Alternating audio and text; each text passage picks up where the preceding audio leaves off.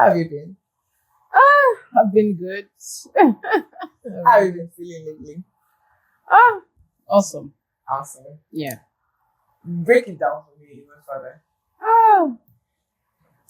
Life has been good. And yeah, awesome. And I'll refer to this quote Tony Robinson always says, we always run away from problems. And that's because we don't understand that problems are life's opportunity to explore. They are adventures, they are life's adventures. Your life cannot nothing goes smoothly. So those problems are life's adventures. And once you cross over those adventures, you become the person who you should be or it's preparing you for your next phase. So yeah, life has been honestly great. I love it. And that's because of the problems you've had. Yes. Problems have crossed. Yeah. I was telling someone last week, I was like, problems are a gift. Yeah, seriously, they are. They're a gift. They're a beautiful gift. Okay, so I was thinking you were Yoruba. And then I got to realize that you grew up in Kaduna. And then I'm like, oh, why did I think that? And then now you said you're actually from, it doesn't make it sense. So I love this part about me that people don't really see me and say or fix me, you are this, you are that. So I love that part about me. I love that part about myself. I was born in Kaduna, yeah. And growing up, we grew up in Kaduna, but schooling brought me back to Edo State. Right. Igbenedion University. No, secondary school I did Federal Government Girls College Benin. Went back to Abuja, University of Abuja, then came back to Igbenedion University. So yeah, I love that part about me. And when people ask me, where are you from? I tell them I'm Nigerian. You are Nigerian. I'm Nigerian because after going through the world and now I live in Lagos, you may think I'm Yoruba, but I'm not Yoruba. Okay. Tell me about your childhood, your teenage years, and the things that you loved the most when you were younger. My childhood. I grew up with my parents in Kaduna, and I would say I had an interesting childhood. And I just remember what our neighbors used to say way back. My parents were lecturers, Kaduna Polytechnic, way back in Kaduna. We lived in the Polytechnic staff quarters, and we lived in the senior staff quarters. I love my childhood, awesome childhood friends, and they used to tease us that, oh, you see that house?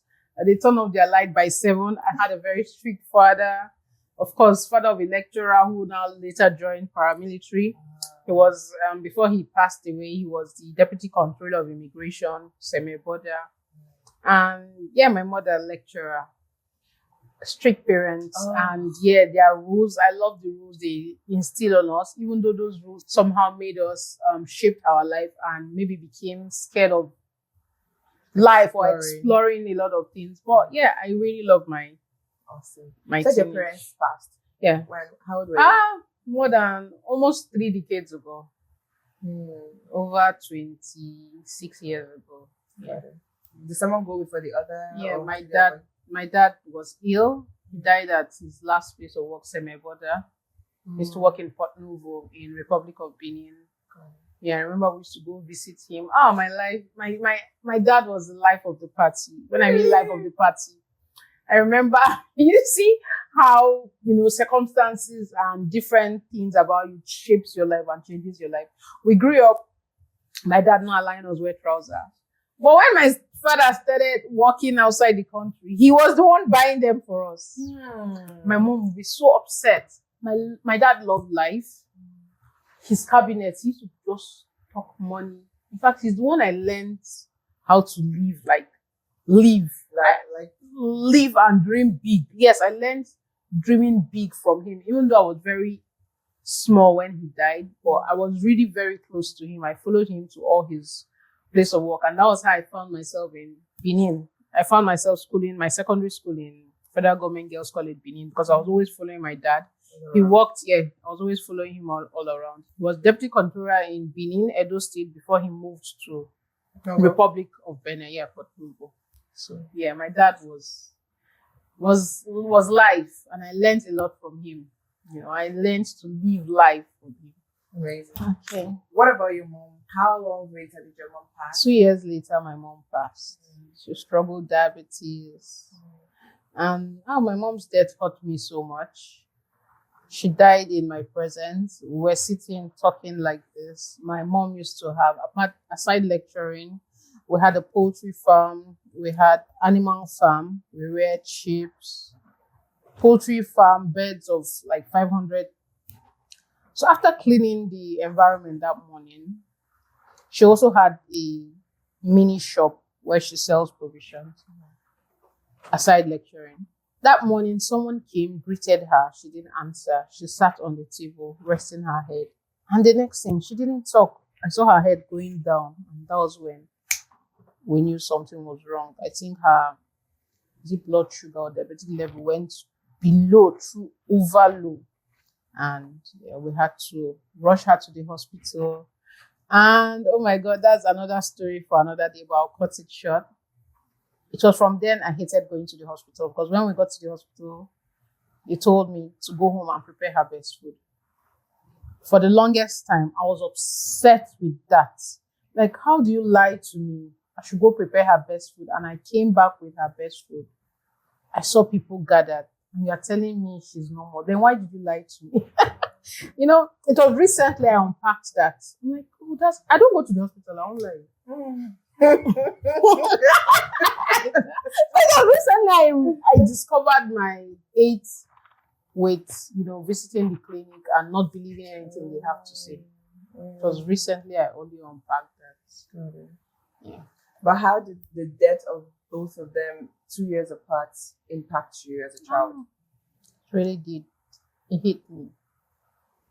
When my mom was the second person to pass away. When she died, I'm like, so I have no one in this world. Then who? I had an auntie who I really looked up to. She was a chartered accountant. In fact, I modeled her path in life. She's the person I used to call my foster mother. She was the one who took care of us, saw us through school. We went to the best school. She gave us everything we wanted. And yeah. What's your faith like? What did your faith used to be like, and what is it now with? And I ask this because we have the same coach, and there's a lot of things we're having to learn and unlearn about God. And my question then goes like, before you started to come into the awareness of who you are and what life is, what was your faith before, and who God really is, or what is your faith now? Okay, permit me to just go back a bit. So my mom was Christian, though she wasn't practicing. But when my dad died, she went back fully into practicing. Okay. In fact, before she died, the month she died, she just returned from, is it Shiloh? She went to Lagos. We're living in Kaduna, but she traveled all the way to Pastor Oyedepo's church. I can't remember what they do every December. She died in December. A few days after that, is it Shiloh? So yes, yeah. So now back to your question. My relationship with God has always been way back. Yeah, it was. Don't forget, I lost my parents. Then my foster mom was like my next person I looked up to, even though I've always known God, but not as much as I know him now and I see him now. It took break up with my foster mother to really appreciate God. Well, how? In what sense? Okay. I've always known God created me. I've always known I'm responsible to God. But when there's someone, should I say that vacuum, filling up that vacuum, you kind of tend to, should I say, forget God or not fully rely on him. I had God as a backup. Got it. Because there was someone who was meeting all your needs. Now, God is not just my backup. God is my go-to. So I have a personal relationship with God better than ever before. And even now, so better because I have children. And I have to connect them directly to their source. Got it. I love that. Do you feel like you built a life reflecting your truer self? I'm still on that journey. I'm still unfolding. I'm still opening up layers. So yes, I'm in that journey. I think that you are, from what I know, you are such an inspiration as to someone who is constantly opening the layers that is to you, and always, like, how do I explain it? You're always willing to explore the different depths of yourself. That word, yes, I'm an explorer. I remember how I found about Yas Island in Abu Dhabi. I think I'm one of the first Nigerians to go there. I know that feeling. Was it 2010? They had not even developed. I don't know if you've been to Yas Island, Abu Dhabi. There was no. If you are watching this and you know about Yas Island, the first time I went to Yas Island, there was no Yas Mall. There was no Yas Mall. It was just hotels, and the hotels were very limited. There was no Ferrari World. There was no. So you were building with them. I love to explore. I love to travel, even though then when I started traveling, I didn't have the funds, but I knew it was something I love to do. I love to explore the world. I know what you mean, because when I went to Morocco, I went to Ouarzazate. People don't go to Ouarzazate. I was delayed at the airport because they've never seen a Nigerian here. So they didn't know what to do with me. They didn't know how to accept me. They took my passport. So I was the last person to leave the airport, because they're like, and you had the Moroccan visa. Yes, I do. I would like go without having. And they're like, they've never seen a Nigerian in that airport. It was Ouarzazate, because people don't go to Ouarzazate as such. Okay. To you, what's the highest expression of your deepest potential in purpose? Like, for you, in the things that you want to do, what does it look like if it is on the highest level of it? I would say I'm still unfolding my highest self. And I love how it unfolds. Like I said, I learned how to dream big by watching my dad, or staying with my dad and growing up with him, and seeing how money means nothing to him. I believe I'm still unfolding my purpose. I'm still on that path. So for now, I can never say this is what it looks like. Who is Zuwaira at the core of our being? In success and in failure? Give me the two scenarios of who you are at that core.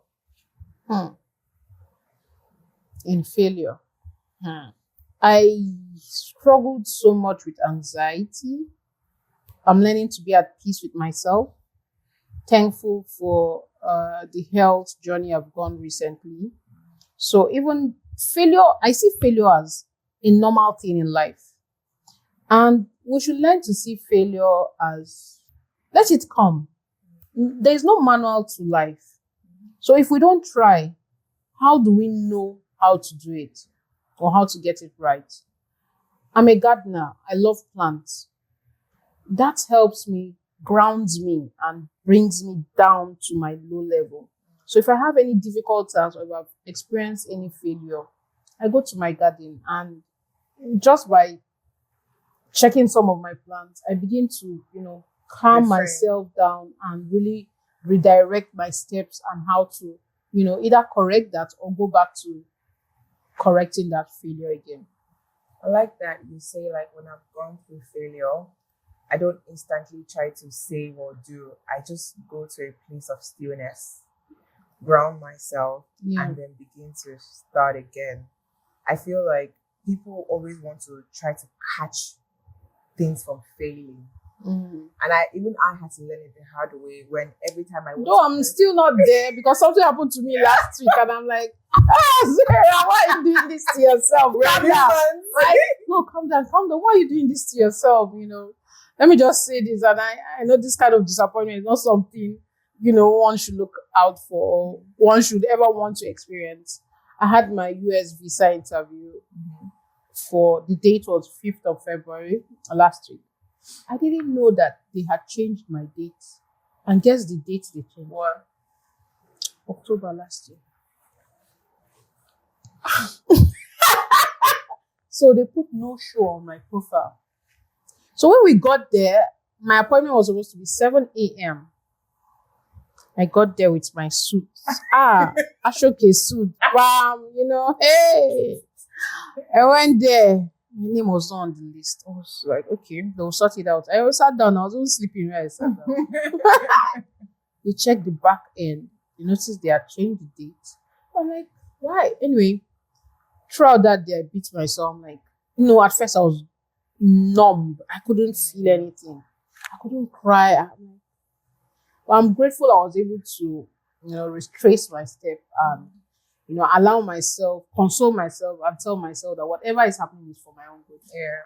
I can always, even though we've not sorted the date, but I believe it will sort itself. I like that because I've come to realize too that when things are not going the way they should, I've now come to tell myself something better is about to happen. Yeah. So I just release it and, allow God to take control, and it is for my own good, and I allow God to see how to resolve it. I love it. So what is Zuwaira like in success? Oh, hey, in success. Yes, I love life. I love life. I love it. It permits me to go back a bit. Some of the things that have been a part of my success, I love to visualize a lot. Like I say, I'm a daydreamer. I know how to sit down. And I noticed that so many things I'd sat down to dream about have come to pass. Like not sleeping and dreaming, but sitting down and putting myself in that. In fact, even though right now I'm still trying to, create more because I notice it's only when I do that, some of those things come to pass. So yeah, I love to visualize a lot. And my success has been, I won't lie, a lot of hard work, a lot of persistence, a lot of determination. Yes, I love life and I look forward to many, many, many more successes to come. I love it. When you say I love to visualize and a lot of things have come to pass from visualizing, tell me some of those things.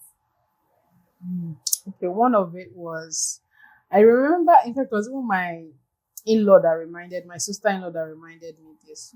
I remember I used to say, you will never build a house, you will buy. Like, really, I used to say that. And yeah, my first home, was purchased and I didn't have to stress myself with building. Yeah, so many things, having kids, how I want them to grow up. Did you visualize having kids? Yeah, I did. Talk more on that. This was before you had kids. Yeah, I always knew I wanted to be a mother because I love kids. I always wanted to be a mother.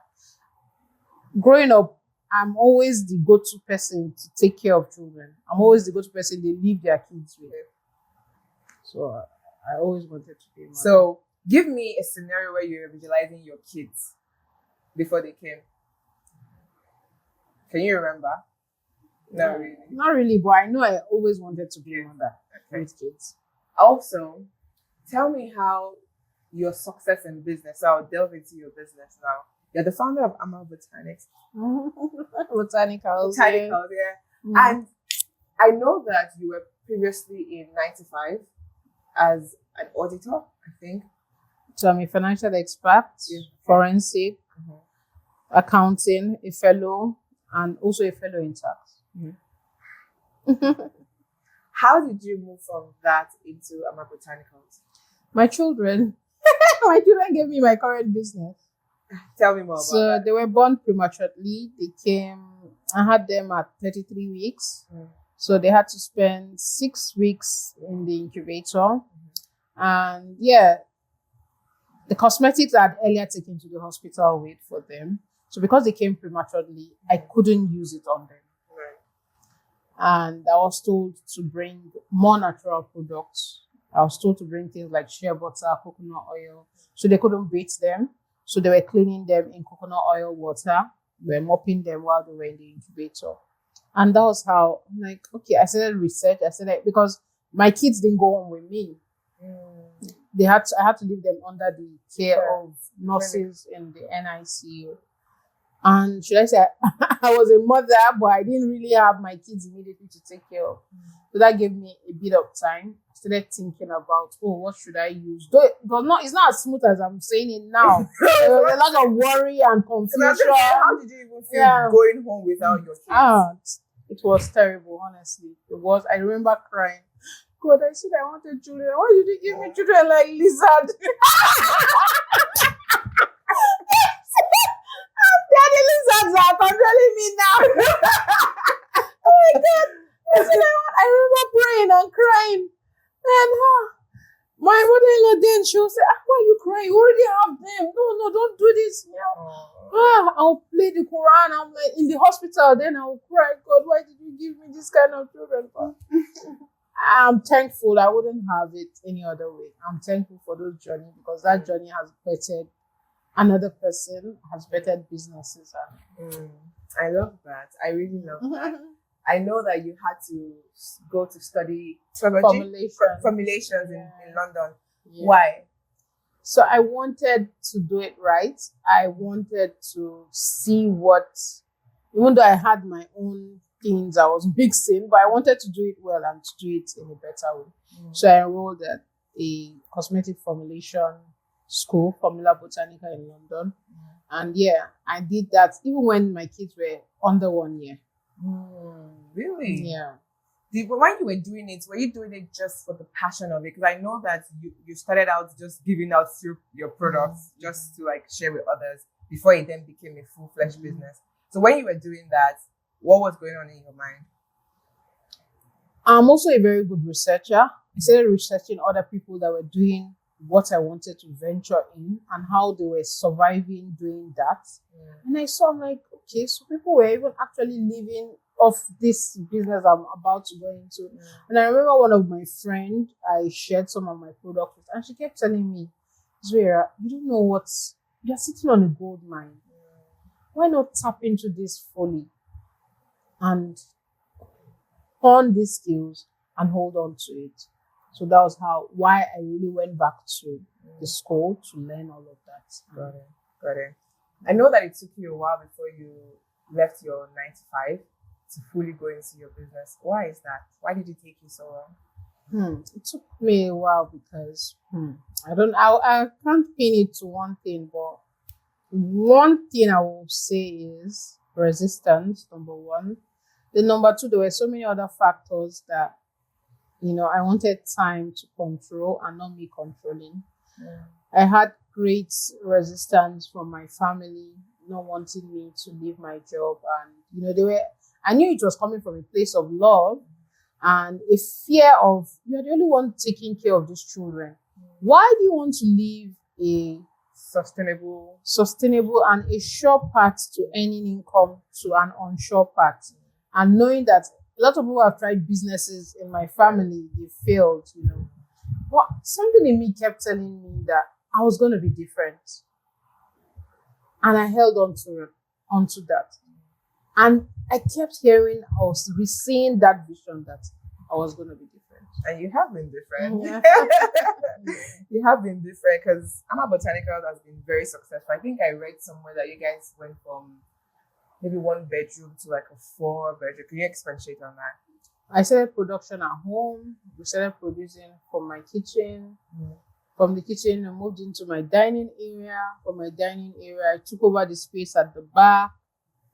Took over another room in the house, And now we are currently operating from a 7-bedroom factory.